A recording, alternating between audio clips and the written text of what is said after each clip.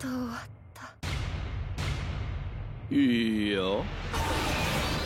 始まりです。Oyez, oyez, peuple de Konoha, bienvenue sur cette chaîne. J'espère que vous allez bien et que tout se passe bien de votre côté. En attendant que vous me donniez la réponse en commentaire, sachez que c'est toujours un plaisir pour moi de vous accueillir ici et de parler de Japanimation. Sachant qu'aujourd'hui, nous allons évoquer le cas de la saison 2 de Tower of God. Et pour ceux qui sont là depuis un certain temps, nous avons déjà parlé de cet anime sur la chaîne. Et vous savez à quel point j'ai été agréablement surpris par cette dernière et surtout que j'attendais énormément cette fameuse saison 2. Maintenant, il est temps de se poser et de regarder en détail en quoi cette série est peut-être très bonne ou peut-être très mauvaise. Yokoso, Kami no Towa.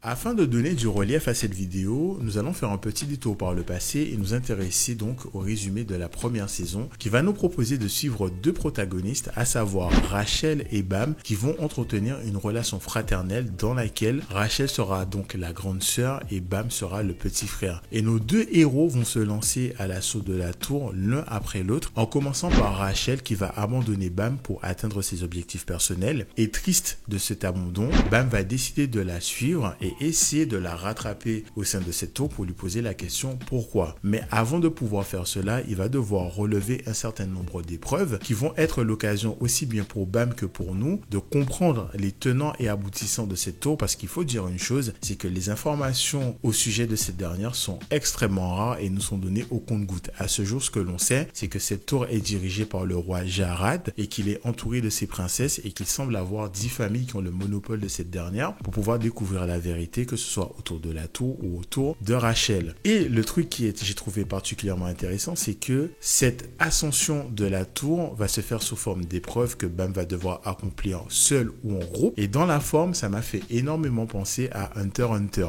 Et en ce qui concerne le fond, quelque chose qui m'a particulièrement plu, c'est de suivre le personnage de Bam. Pourquoi? Parce que ce dernier est très candide, très naïf, droit dans ses bottes. C'est-à-dire que bien que son objectif soit connu, jamais on le surprendra à faire quelque chose d'immoral pour atteindre ce dernier. A contrario des personnes qui l'entourent, qu'elles soient bonnes, mauvaises ou entre les deux, ces derniers n'hésiteront pas à trahir, à blesser, à piétiner tout ce qui les entoure pour pouvoir atteindre leur objectif. Ce qui m'a donné l'impression en suivant Bam que celui-ci est un petit poisson, un petit Nemo qui évoluait dans un grand bassin entouré de requins et de rois des mers. Et là où on aurait pu s'attendre à ce que Bam doive évoluer pour survivre à ce bassin et que c'est à lui de changer pour s'adapter, on va se rendre compte que c'est tout l'inverse qui va se produire et c'est bel et bien ces requins qui vont s'adapter à Bam, qui vont entre guillemets évoluer pour s'accorder à lui. Et donc on voit bien que c'est pas la tour qui a de l'influence sur Bam et que c'est bel et bien l'inverse. Et petit à petit on va se demander à quel point Bam va-t-il avoir de l'impact sur la tour. Yokoso, Kami no Towa.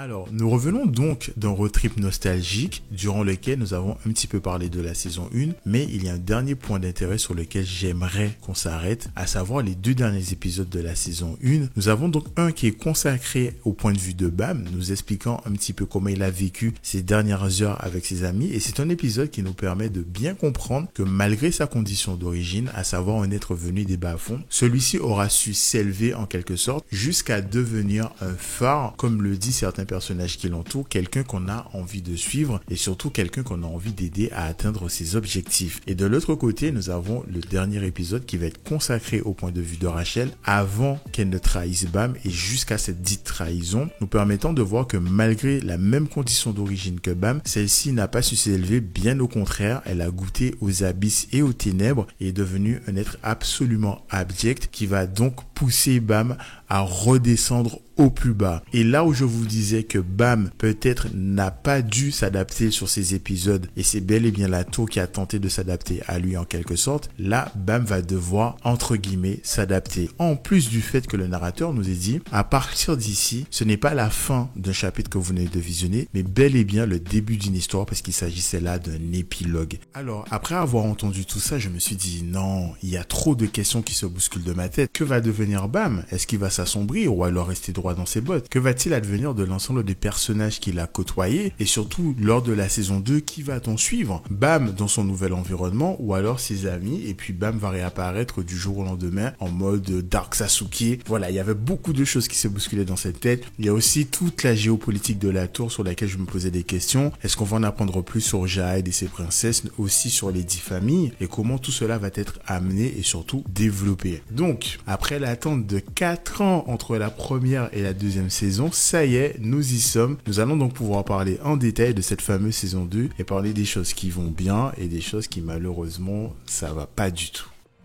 ようこそ神の塔へ。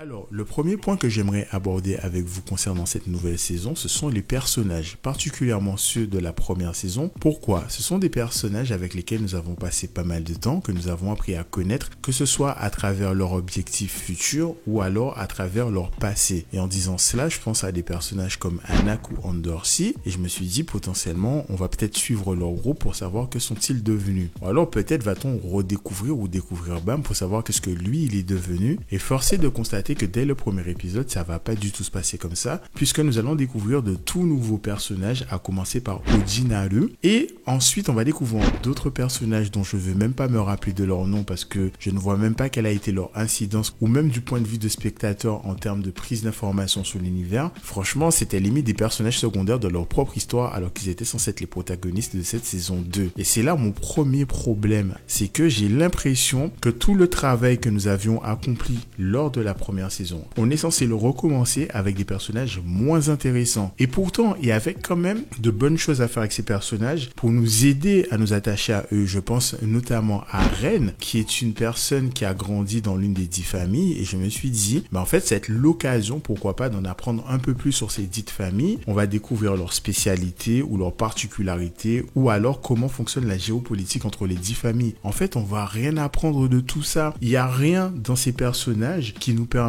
de nous dire ok, je veux m'accrocher, je veux suivre ce personnage et je veux apprendre à le connaître ou à la connaître. Le seul personnage qui je trouve un minimum d'intérêt, et de toute manière la saison 2 est orientée de telle sorte qu'il devienne entre guillemets, on va dire l'épicentre scénaristique, c'est Torasuke, qui s'avère avoir un passé qui va être entremêlé avec le parcours de Bam et potentiellement les événements à venir lors de la saison 2 que nous allons détailler un peu plus tard. On va vraiment rester sur les personnages pour cette conclusion, et forcé de constater que ces derniers ne donnaient pas du tout envie de rester jusqu'au bout. ようこそ神の塔へ。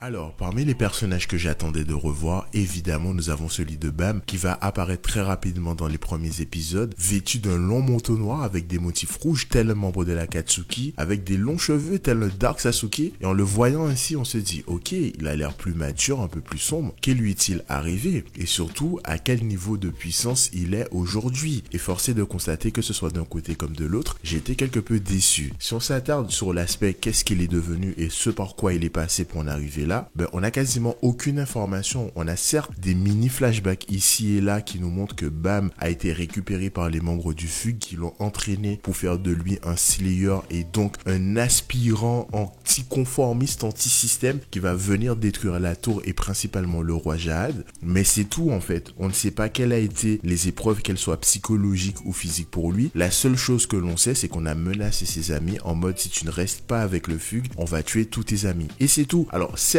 c'est déjà très impactant, surtout du point de vue de Bam et de sa manière de raisonner. Mais c'est-à-dire que pour ma part, tout ce qui est information à titre informatif, ça ne m'atteint pas. J'aurais préféré vivre avec Bam, soit à travers des flashbacks, soit à travers une narration autre, les épreuves par lesquelles il est passé.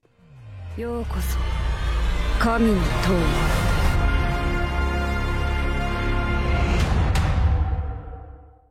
Alors, dans cette dernière partie de la vidéo, nous allons nous intéresser à l'intrigue et celle-ci va nous transporter dans une lutte de pouvoir impliquant 3 parties. La première étant le Fugue, ce petit groupe ayant capturé Bam et surtout pris en otage la vie de ses amis pour le menacer. La deuxième partie sera l'atelier, très précisément l'Archimède, qu'on pourrait définir comme tel, une entreprise qui va mener des expériences sur des êtres humains afin de les transformer en armes à activation vivante. Et la dernière partie ne seront autres que les amis de Bam et tout ce petit beau monde vont se retrouver réunis lors d'un tournoi organisé par l'Archimède lui-même. Sauf que ce dernier va complètement partir en sucette lorsque le Fugue va décider de prendre le contrôle du déroulement de celui-ci. Et pour ce faire, ils vont tout simplement forcer la main de Bam et ses amis en les impliquant dans un combat qui aura pour objectif final de transformer Bam en l'arme d'activation vivante la plus puissante connue sous le nom de l'épine. Et durant tout ce petit arc, on va apprendre pas mal de choses, notamment sur l'une des personnes que Bam a rencontrées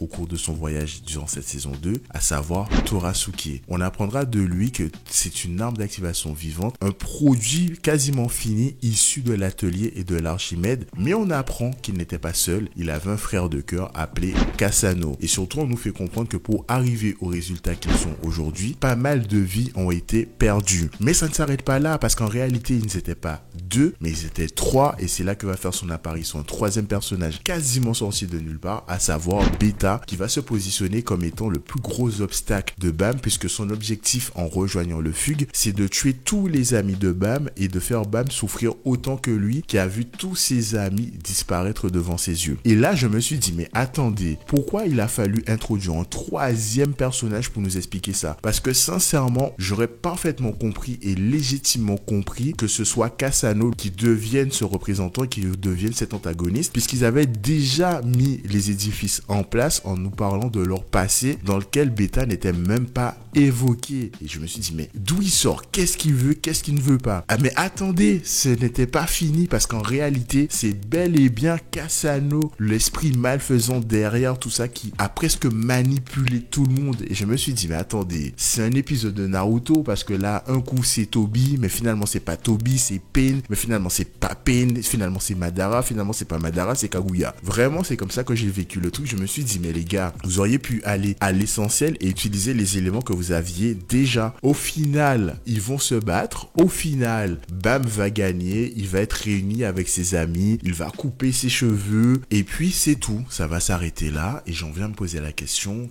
Qu'ai-je retenu de ce visionnage? À vrai dire, pas grand-chose, si ce n'est le sentiment d'avoir attendu 4 ans pour ça. Si ce n'est le sentiment d'avoir regardé un anime qui s'est orienté pleinement dans le type d'anime shonen neketsu en ne maîtrisant pas les codes, ou alors si toutefois ils étaient maîtrisés, ces derniers étaient assez mal exécutés puisque le rythme de l'anime était un petit peu insupportable. Mais malgré tout, j'en retiens quelques points positifs. Je pense notamment à la bande originelle d'Ami de Bam, surtout à Shibisu, qui, je l'avoue, m'a fait extrêmement plaisir de le voir évoluer et surtout avoir trouvé sa voie. Et en dehors de ça, en ce qui concerne les nouveaux éléments, qu'est-ce qu'on a appris au final? Les 10 grandes familles sont méchantes, les 10 grandes familles tirent des ficelles, lesquelles on ne sait pas. Ça me fait un petit peu penser à la Team Rocket, ils sont là pour être là, mais pourquoi? J'attends de voir. Ensuite, on a le Fugue. Bon, ben pareil, hein, en fait, on a des anciens dont on entend parler, des anciens qui manigancent Dieu sait trop quoi. J'imagine qu'on va le découvrir plus tard. Bof, j'ai pas été totalement convaincu. En plus, dans leur bande, il y a un gars qui est cosplayé comme Griffith lorsqu'il avait le casque, et on dirait juste un adolescent qui pique sa crise. C'est des éléments qui me font me dire, ok, je vais regarder la suite pour peut-être découvrir de nouveaux éléments, mais j'avoue que la hype et la patience que j'avais eue à la fin de la saison 1 n'est pas du tout celle que j'ai à la fin de la saison 2.